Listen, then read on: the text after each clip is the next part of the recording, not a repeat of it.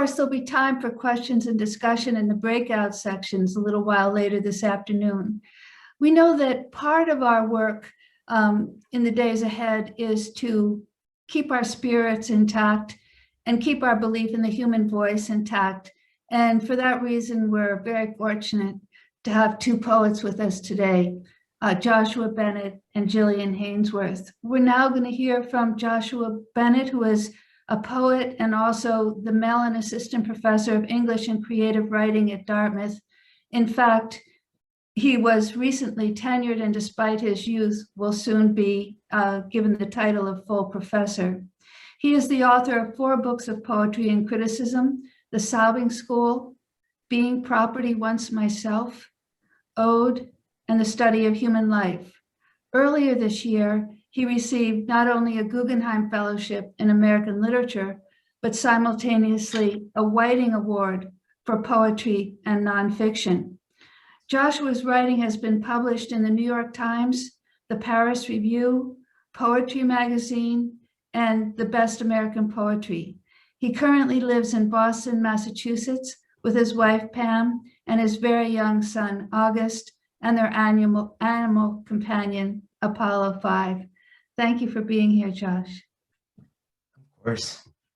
Thank you, Elaine. And thank you to all the organizers of this conference, and especially, again, Professor Scarry in particular for the invitation, as well as her continued mentorship and generosity. So today I'll be sharing a suite of poems that speak not only to the particular geopolitical concerns that have already been broached at today's conference, but to the ways that those concerns have long been braided into the literary traditions of writers from across the African diaspora, particularly those living and working in the United States. The work of Vincent J. Ntandi, whose book, African Americans Against the Bomb, Nuclear Weapons, Colonialism, and the Black Freedom Movement, has been absolutely indispensable to my own thinking on this front.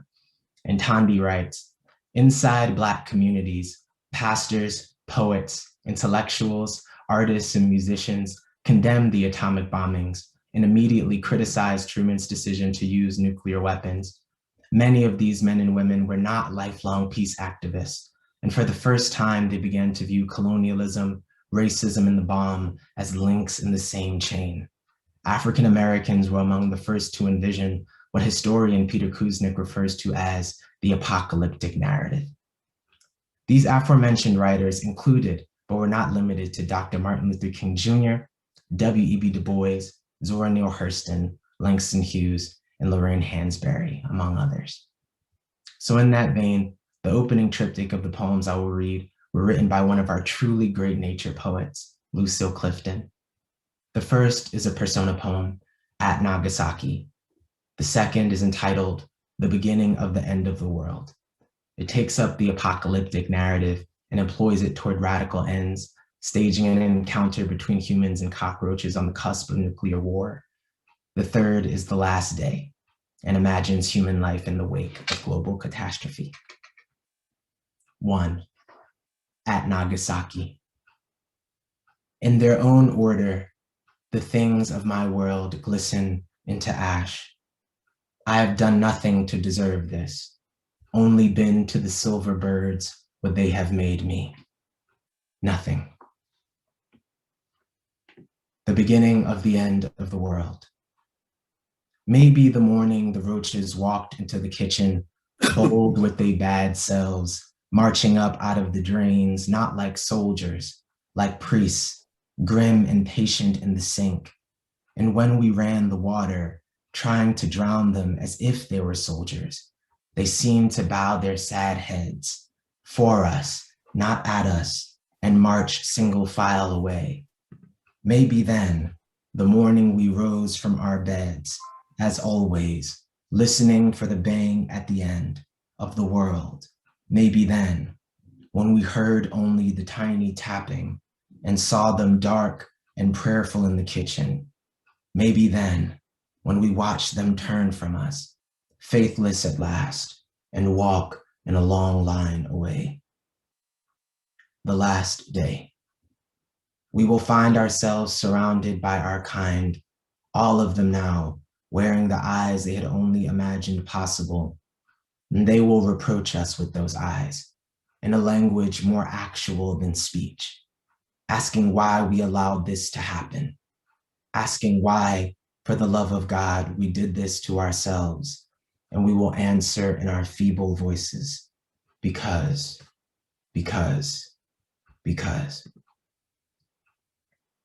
So the final poem I'll read is taken from Sea to Shining Sea. It was written by the Black feminist poet and essayist June Jordan. It takes up concerns similar to those reflected in the Clifton poems, but it lives in a world before what Clifton calls the bang at the end. A world where we still have the opportunity to think about a different way things might go if we are brave. I'll be reading from the 5th and 7th sections of the poem and then offer a bit of critical commentary to close out my time. From Sea to Shining Sea. This was not a good time to live in Queens. Trucks carrying explosive nuclear waste will exit from the Long Island Expressway and then travel through residential streets en route to the 59th Street Bridge and so on. This was not a good time to live in Arkansas. Occasional explosions caused by mystery nuclear missiles have been cited as cause for local alarm, among other things. This was not a good time to live in Grand Forks, North Dakota.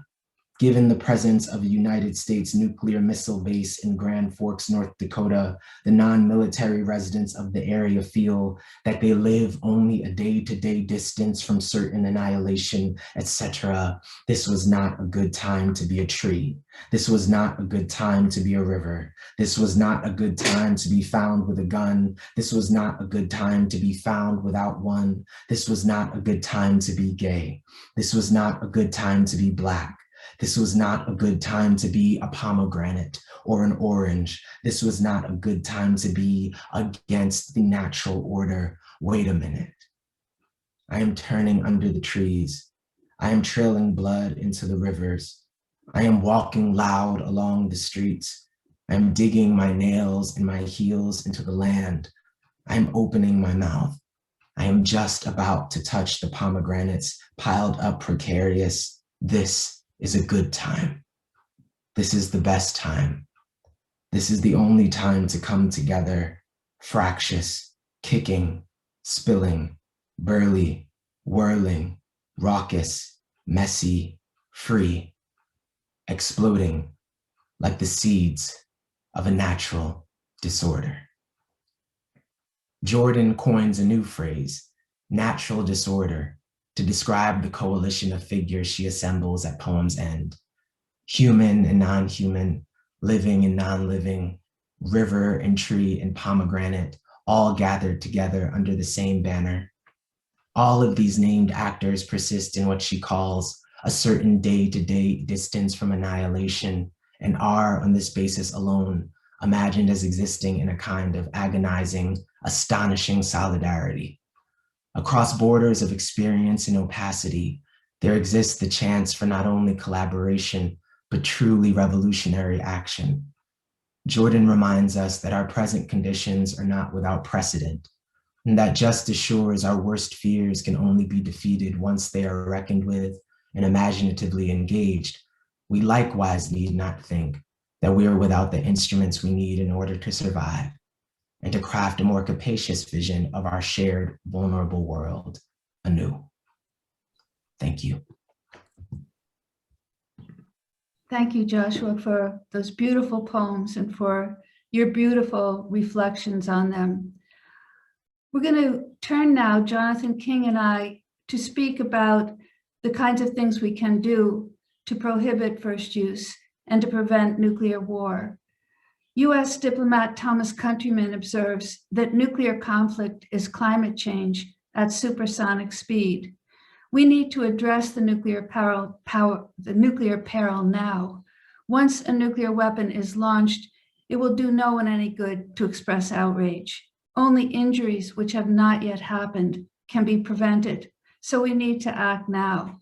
The nuclear age has eliminated the voice of the citizenry, and having just heard Joshua's voice, we also need to find ways to make our own voices heard.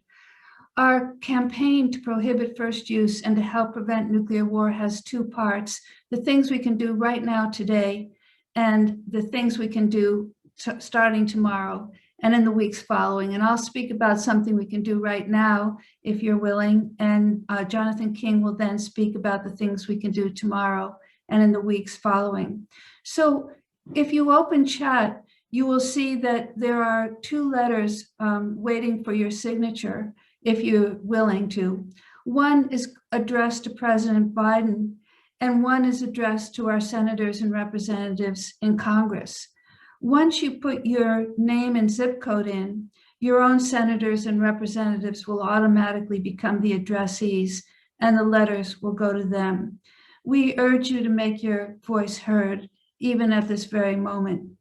Now, in each space, once you open the link, you will see a pre-written text, and I will describe that text to you in a minute. However, if you prefer to just erase that and add your own text, or to supplement what's already there, it's very easy to go ahead and do that. So one of the 2 letters is to President Biden or the Biden administration, and it has 3 simple paragraphs. It has a first sentence that simply says, I urge the Biden administration to put in place a formal United States policy of the first use of nuclear weapons. It has a second paragraph which lists the co-sponsors of this conference and the people who are all dedicated to working together on this issue. And then it has a third sentence that reminds President Biden of the powerful statements he has made against first use as vice president in 2017 and again on the campaign trail in June 2020, and expresses the hope from we the citizens that he will now take that key step forward into a more moral world. It's crucial that we do this. As other speakers have said, President Biden has many issues on his table, and we need to make sure this issue is on his table. The other letter is to our House and Senate members. And again, it's a very simple letter with a first sentence that says, I urge you to do everything in your power to bring about a no first use of nuclear weapons in the United States. And it then goes on to list 3 bills that we're asking people to become co-sponsors of. The first is the Markey Liu bill, which you've now heard described a number of times. The second is the Warren Smith bill to establish the policy of no first use of nuclear weapons. And the third is the Markey-Kana bill, which presses to spend our money on cures and vaccines and not on the Missiles Act.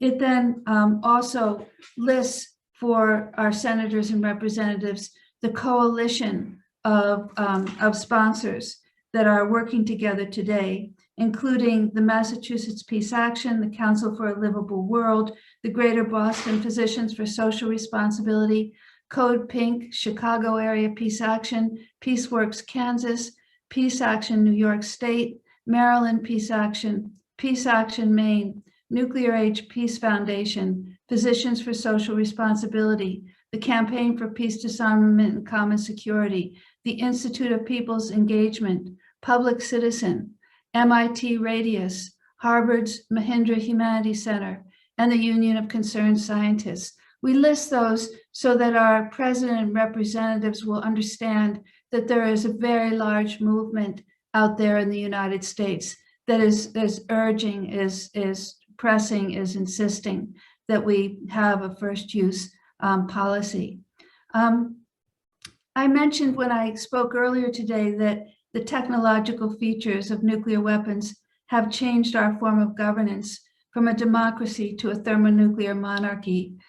Nuclear weapons seem to require a lone actor, whether it's the president or, as was mentioned a few moments ago, a hacker or a terrorist. Because they seem to require a lone actor, our country has just pushed our legislature out of the picture and pushed our population out of the picture, annihilating our voices in order to keep open the possibility of annihilating other populations. Once it entered this pit of illegality, it dug itself in still deeper.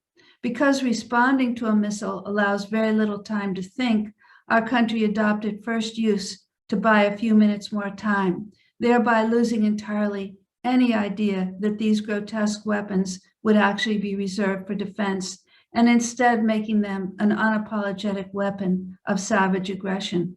We need to lift ourselves out of this pit. I'm going to turn now, while you're, I hope, going to those letters and signing it, and this is something we'll ask you in future days to do as well, to my colleague Jonathan King, who will tell us about things we can do in the days ahead.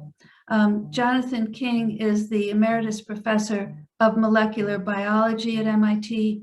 He serves as co-chair of the Mass Peace Action Board of Directors and of Mass Peace Action's Nuclear Disarmament Working Group.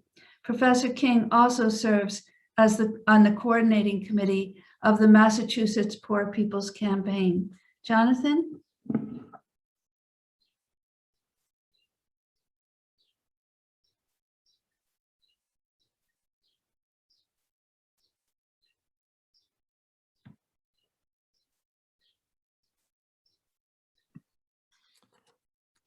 Sorry. Everyone here knows that eliminating nuclear weapons is a very high mountain, with the paths up the mountain defended by very powerful corporate and military interests. Changing national policy is going to require hundreds of thousands of voters, perhaps millions of voters, taking this issue up as a priority.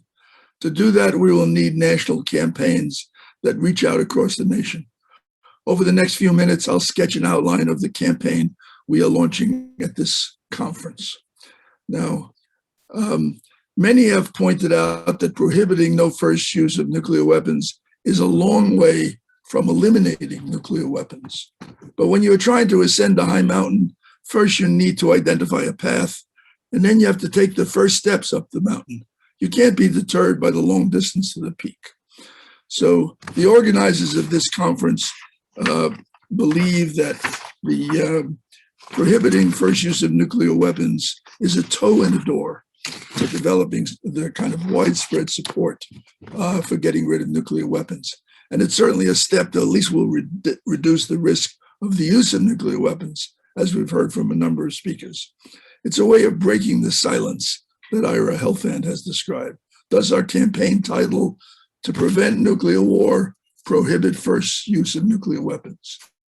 Now, the long-term goals of this campaign are to achieve some concrete steps toward reducing the very real risk of the use of nuclear weapons, whether intentional or inadvertent. We will complement and enhance the Back from the Brink campaign by focusing on the first step, no first use.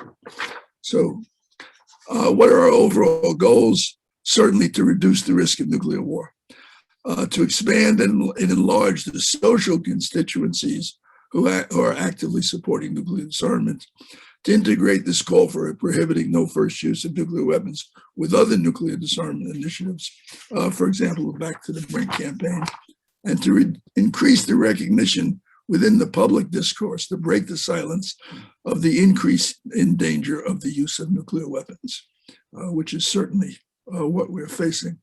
Now, we have a number of actual target constituencies, right? Because this is a concrete campaign. It's not a wish list. And we're going to build on existing contacts that our organizations already have among 5 socially, politically significant constituencies.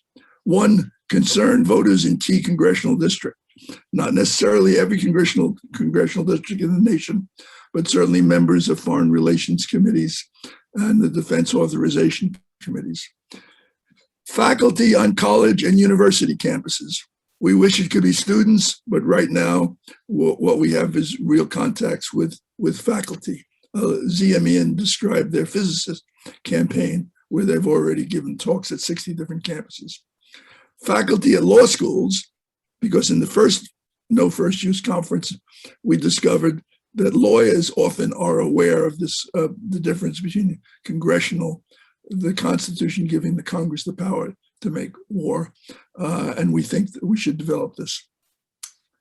4th, elected members of state legislatures. You may say, well, what do state legislators have to do with federal policy? Well, 1, they're the people who usually become federal legislators. 2, they're important members of the Democratic and Republican national committees, and in the background, they're a backbone of what policies cannot be passed.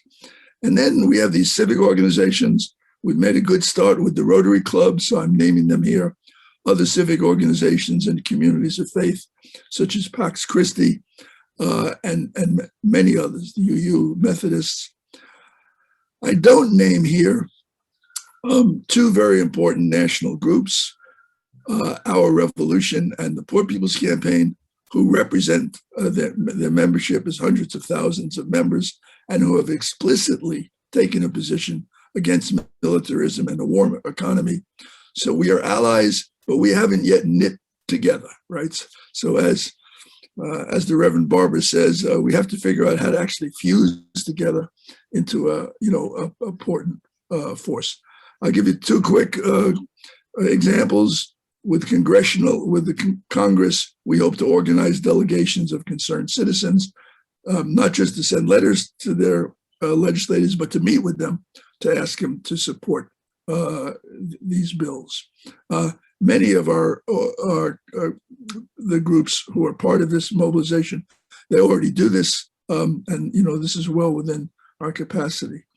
With respect to the campus-based faculties, it's still true that colleges and universities remain the major environment through which young people learn or don't learn about the U.S. use and deployment of nuclear weapons. And as long as the use of nuclear weapons, as long as the history of Hiroshima and Nagasaki is absent from history, from physics, from political science curriculum, the future will be dim. So we have to return to the campuses and make sure our young people know about this. The conference organizers have an existing network of faculty contacts on more than 75 U.S. campuses, actually more than 100 U.S. campuses with the Physics Coalition, and more than a dozen U.S. law schools. And these faculty provide a natural network for raising issues of nuclear weapons on campuses and through peer groups, for example, their professional societies. State legislatures, in most states of the union, it only takes one member of the legislature, House or Senate, to introduce legislation for consideration by the entire body. For example, in Massachusetts, we have bills filed in the legislature under consideration. They're going to get public hearings calling for divesting pension funds from nuclear weapons manufacturers, back from the brink, moral budget. But last year we had no first use as an explicit bill, and we'll probably return to that. And such legislation can be introduced in most states of the nation, and it only takes a small number of people to do it. Elaine has already asked you to write letters to your congressman. We want you to join the campaign now. There'll be many tasks we'll be doing soon. We need help composing letters to campus faculty. We need a different group of people to compose a letter to law school faculty. We need a letter to state legislators, a general brochure, short reports for the Rotarians, and outreach committees to bring in other organizations. Now, you are all going to go into breakout sessions. The presentations in the breakout sessions, I'm sure, will be informative and stimulating. You will have your own contributions to make and many things to say and offer. But just keep in mind that we are trying to launch an actual, real material campaign that's going to change U.S. policy. And if there's anything you can come up with in your breakout that might enable the campaign to do its work more effectively, please think about that. Every one of the breakouts has a reporter who's assigned to capture suggestions that might be useful in the current campaign. And of course, you could constitute a little working subcommittee right there in your breakout. So it's a high mountain. It's hard to see how things are going to change. But if you read the writings of the abolitionists in the 1820s, 1830s, 1840s, there didn't seem to be any way, right, that you could break the hold of the slaveholders. If you read the writings of the suffragettes who had fought so long for the women's right to vote, and our Black brothers and sisters who even now, right, are still fighting the same struggles that they were in Reconstruction and in the 60s, It's a long way to go. But as long as we have our humanity, our ability to talk to each other, listen to our poets, sing, there's hope. So thank you very much. Look forward to working together with all of you.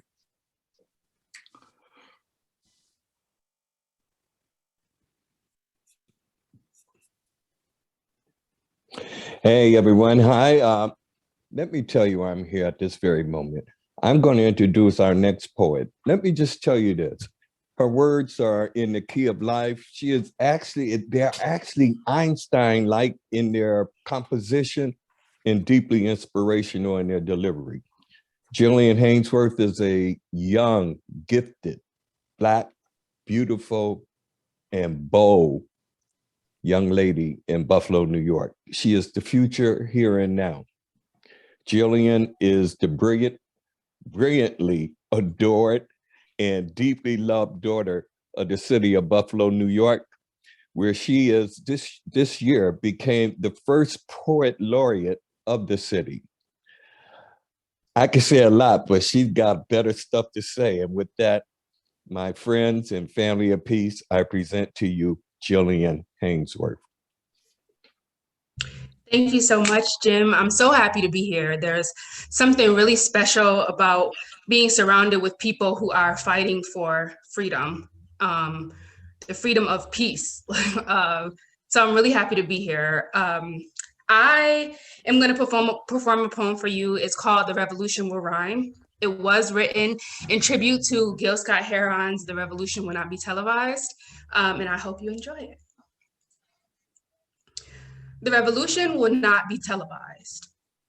The revolution will not be streamed live on Facebook, Twitter, or IGTV. You will not be able to start it over if you missed a part, and you won't need to tap it twice to see its heart. The revolution will not be brought to you by Nike, the NFL, or Jay-Z. We will watch it succeed in HD without taking a knee. The revolution will not be televised.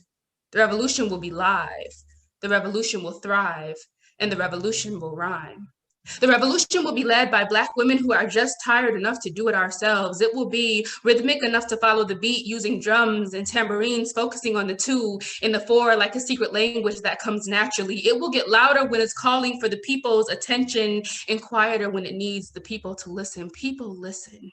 The revolution will be direct and unwavering without concern of being looked at as angry. It will be as big and natural as a Black Panther's afro without worrying about opportunity. It will be as interwoven as locks, but there will be nothing dreadful about it. And when light shines on the revolution, it will create a halo around it. The revolution will rhyme. It will be syncopated. It will harmonize. It will be caught and repeat. The revolution will rhyme. The revolution will leave no one behind. It will not be developed just to be displaced. Its purpose will not be extracted and repurposed or refocused, and the burden of education and comfort will not be placed on the oppressed, while tolerance and understanding is gifted to the oppressors. You will not be able to binge watch the revolution, rewinding the comfortable triumphs and fast forwarding through the hurt. You will not be able to DVR the revolution or avoid spoiler alerts or save it for a day that you choose to see its worth. You will not be able to mute the revolution, for it will be loud, and you will not be able to shame the revolution, for it will be proud. The revolution will rhyme. It may not always be politically correct, and it will not be required to forgive and forget. The revolution will remember all those who cross its path. With a message fierce enough to make the opposition fear its wrath, it will march through the valley of the shadow of death without regret of its path, and it is coming for what it is owed and refuses to settle for half. The revolution will not be televised. The revolution will be live. The revolution will thrive, and the revolution will rhyme. Thank you. Thank you, Jillian. Oh, wow, breathtaking. Thank you, Jillian Hanesworth. And folks, we're gonna prepare to go to a 5-minute break.